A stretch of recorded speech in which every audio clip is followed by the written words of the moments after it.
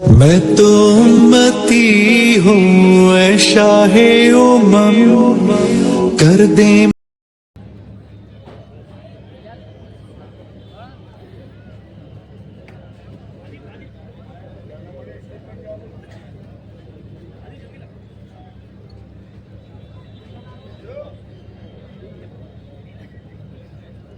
بسم الله الرحمن الرحيم وبه نستعين والصلاة والسلام على سيدنا محمد سيد الأنبياء والمرسلين أما بعد قال الله تعالى بعد أعوذ بالله من الشيطان الرجيم يا أيها الذين آمنوا كونوا أنصار الله اسٹیج پر رونق افروز معزز شخصیات اور انڈیا مسلم پرسنل لا بورڈ کے ارکان، مختلف جماعتوں اور مسالک اور سیاسی پارٹیز کے نمائندگان اور آپ تمام قابل احترام بھائیوں اور بہنوں،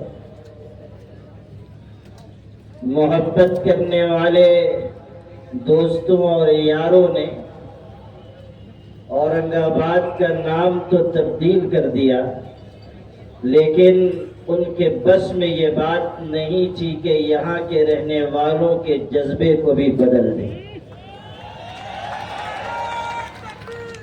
آپ کی یہ پرجوش شرکت اور طوفان برق و باران کے باوجود اس اجلاس میں آپ کی موجودگی یہ بتانے کے لیے کافی ہے کہ اس بحر حوادث میں قائم پہنچے گا وہی اب ساحل تک جو موج بلا کا خوگر ہو، رخ پھیر سکے طوفانوں کا۔ ویسے بھی مسلمانوں کی یہ تاریخ رہی ہے کہ جب جب انہوں نے اپنے حقوق کی جد و جہد اخلاص اور عزم و عزیمت کے ساتھ شروع کی تو دنیا کی کوئی طاقت ان کا راستہ نہ روک سکی۔ زنجیریں، جیلیں، ظلم و ستم کے نت نئے حربے مسلمانوں کو شکست حوصلہ نہ بنا سکے۔ اقبال نے یوں ہی نہیں کہا تھا، ٹل نہ سکتے تھے اگر جنگ میں اڑ جاتے تھے، پاؤں شیروں کی بھی میدان سے اکھڑ جاتے تھے، تجھ سے سرکش ہوا کوئی تو بگڑ جاتے تھے، تیغ کیا چیز ہے ہم توپ سے لڑ جاتے تھے، نقش توحید کا ہر دل پہ بٹھایا ہم نے، زیر خنجر بھی یہ پیغام سنایا ہم نے۔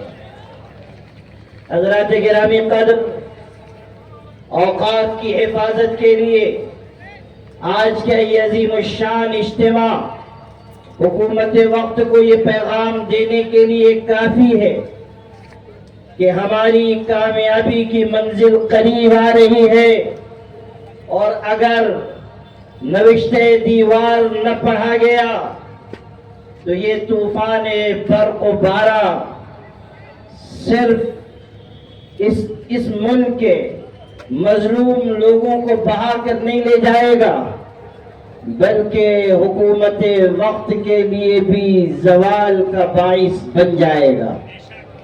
اس لیے وقت رہتے ہوئے حکومت کو نوشتہ دیوار پڑھ لینا چاہیے، اور آل انڈیا مسلم پرسنل لا بورڈ کی جانب سے چلائی جانے والی اس تحریک کا جو مطالبہ ہے کہ جو وقت امینڈمنٹ ایکٹ لایا گیا ہے اسے حکومت واپس لے لے، اور ملک کا جو امن و امان ہے اسے خراب نہ ہونے دے۔ ابھی یہاں کئی باتیں کی گئی، اور وقت کا جو نیا قانون آیا ہے اس کے سلسلے میں تفصیل بھی بتائی گئی، لیکن میں ایک بات کہنا چاہتا ہوں اور حکومت سے کہنا چاہتا ہوں کہ آپ سن لیجئے، جب کہیں کوئی جھگڑا ہوتا ہے، کسی زمین کے بارے میں کوئی بات ہوتی ہے تو یہ کہا جاتا ہے کہ یہ جگہ نہ میرے باپ کی ہے نہ تمہارے باپ کی ہے، اس طرح کہا جاتا ہے۔ لیکن وقف کے بارے میں ہم یہ کہتے ہیں کہ وقف کی زمین کسی کے باپ کی نہیں ہے، البتہ ہمارے باپ کی ضرور ہے۔ اس لیے کہ وقت کی ساری جائیدادیں کسی حکومت کا عطیہ یا احسان نہیں ہے. حکومت وقت نے چاہے وہ کسی کی حکومت رہی ہو 1 انچ زمین بھی وقف نہیں کی ہے.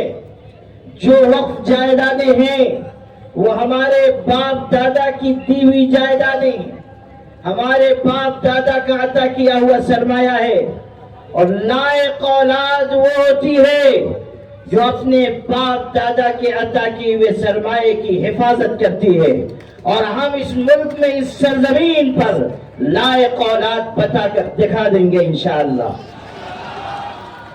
میرے بھائیوں, وقف کا یہ نیا قانون جو لایا گیا ہے یہ وقف جائیدادوں کے لیے نہایت خطرناک ہے.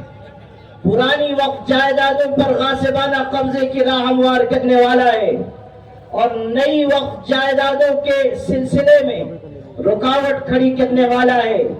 یہ مذہب مخالف بھی, یہ دستور مخالف بھی. یہ جو ہمارے SC ST OBC کے بھائی, مختلف سیاسی جماعتوں کے نمائندے, انصاف پسند ہندو برادران, سکھ بھائی اور مختلف سماج اور سمدائے کے لوگ ہمارے ساتھ اس وقت قانون کے خلاف کھڑے ہوئے ہیں, وہ اسی لیے کہ یہ جان رہے ہیں کہ یہ ظالمانہ قانون ہے جو مسلط کیا جا رہا ہے.